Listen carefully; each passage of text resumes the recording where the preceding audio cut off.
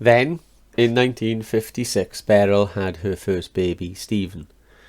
Jean and myself were engaged in June, and we both asked my gran if she'd have us to live with her. When we were married the following year, she was delighted, so we started to do the house out, decorating it room for room.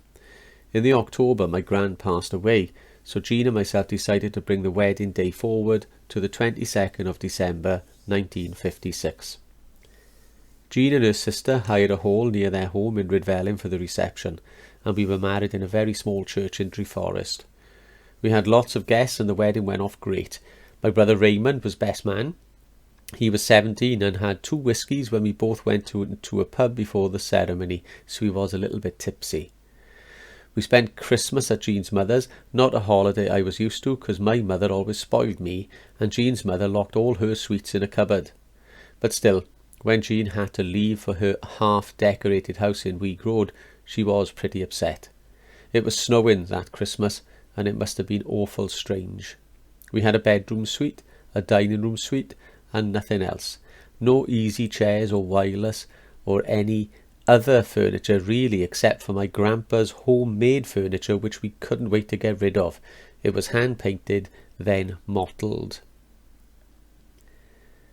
The first day that I worked, Jean wanted to get up with me to do breakfast.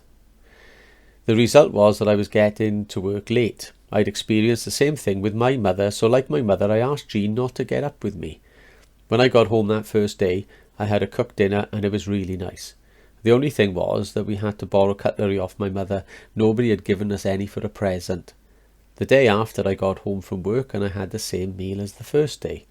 I don't think I'd had the same meal 2 days on the trot. I told Jean, and she chucked it in the fire. Needless to say, I never complained again.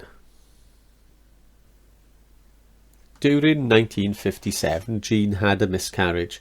We were very disappointed, but by the beginning of the following year she went in for another baby, and by August we had our first son.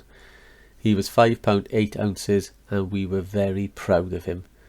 I would go to work and the both of them would either be up the park, down the sands, up Beryl's, over Alma's, my cousins. Anywhere to get a bit of fresh air. When they first came out of Fairwood Hospital, Ray Porter took a shift off work without pay to go and fetch them in his car. Then he came home with us to cook Jean some dinner. He was some mate. I was a regular visitor to the local pub, the Mile End. I played darts for them, and with Uncle Derek we never missed a Saturday night. I very rarely went out with my cousin John, yet our fathers were still very close mates. Jean, Paul and myself still visited Pontypridd pretty regularly. We went mostly by bus, a 2.5-hour journey. When I played football on Saturday afternoon, Jean and Paul would go first and I would follow them after the match. But Jean's father told me that they shouldn't travel alone. I agreed and eventually stopped playing regularly. When we first moved into Nans, we were paying 7 shillings and 10 pence rent. That was 39p in today's money. Then our landlord, Mr. Gustavus, rose the rent up to 56 pence a week and it nearly broke us. I handled all the money we paid out. Jean coped with looking after the house, the children and the food, and the system worked well. We've been a good team. In 1960, Jean was pregnant again, only this time the doctor told her she had something wrong with her blood. When she was 2 months, the doctor said she'd have to have an injection every week for the remainder of the pregnancy. So he sent us home to decide whether she wanted to go through with it. I tried to tell her it was her decision, but she insisted it was a decision we both had to make. We decided to go ahead, and of course we never looked back. In March 1961, our daughter arrived crying. I think she thought it was the right thing to do. Every time we looked at her, she'd cry. Then after a few weeks she started acting like a normal baby. She turned out marvellous. As she grew older, nothing was too much for her. If I wanted to go somewhere, it was, "Can I come, Dad?" I was taking football coupons round when she was 6, with my Carol helping me. She also helped me sell fish and chips for Viv Dennis. When I was in Cwmfelyn Press, I very rarely worked overtime. I ran a catalogue in my spare time which kept me busy. I walked everywhere, without Carol at my heels of course, Ray Porter's house was knocked down to make way for development and he moved to Penland. I walked to work with another mate who had just started in Cwmfelin. His name was Cyril Aubrey. We were accompanied by his wife, Kitty. Then in August 1965, Michael, our youngest son, was born. He came into the world with a lot of fuss. I telephoned the midwife and she arrived with a nurse. Next thing I knew, the nurse was crying and the midwife was asking which one I wanted to keep, my wife or my baby. She got me to phone the doctor, which I did, and he came to sort the problem out. He sent Jean to Mount Pleasant Hospital and had the sister reprimanded for not handling the situation properly. Jean was 16 hours in labour and my brother Ray and his wife Anne were great. Ray went to work from the hospital at 6 a.m. and Anne was looking after Paul and Carol. We didn't have problems with Michael with gastroenteritis. He was back and forth the hospital and at one time stayed in Hill House for a week. I only worked for 5 hours every day, then I'd walk home and take Jean to the hospital. We were very worried at that time.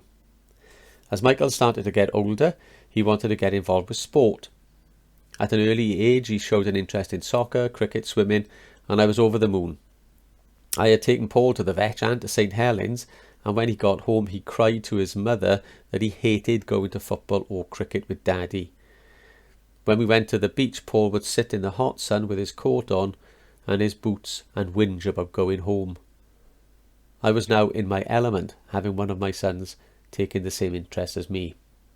We went to see the Swans for years. In the summer we went to see Glamorgan playing cricket. Then out of the blue he decided he wasn't so keen on football, so he stopped coming. He enjoyed many sports. It turned out that it was only football he wasn't very keen on.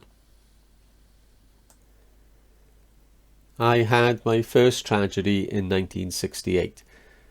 On December the 6th of this year, I lost my father. He died after having the flu. In fact, he'd got over it. He was in the doctor's surgery waiting his turn. All he wanted was a signing off certificate so he could get back to work. The bell went for the next patient to go in. My father got up and collapsed in a heap. The doctor said his heart was like a balloon, blown up 1 minute, flat the next. It was very difficult to cope with our loss. He was only 62. At that time I'd been in Cwmfelin for 15 years and all I could think of doing now was working in the works my father had spent most of his life in. I spoke to Jean. She was very understanding and told me to do what I thought was best. I went to see the personnel manager who lived nearby in Fern Street and he put an application in for me. Then my brother, who worked in Alcoa, suggested I work with him while I was waiting for my call from the IMI. He asked if I could start there on the Monday at the end of January 1969 and I started 2 days later. It would have been sooner, only I had to have a medical.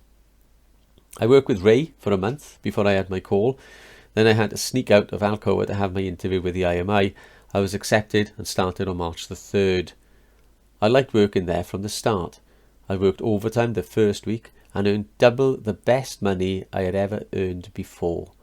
By the beginning, I had got my licence to drive 2 of the works gantries. I was working in the rod mill and stuck at it for 2 years. I ended up as a furnaceman and I earned real good money.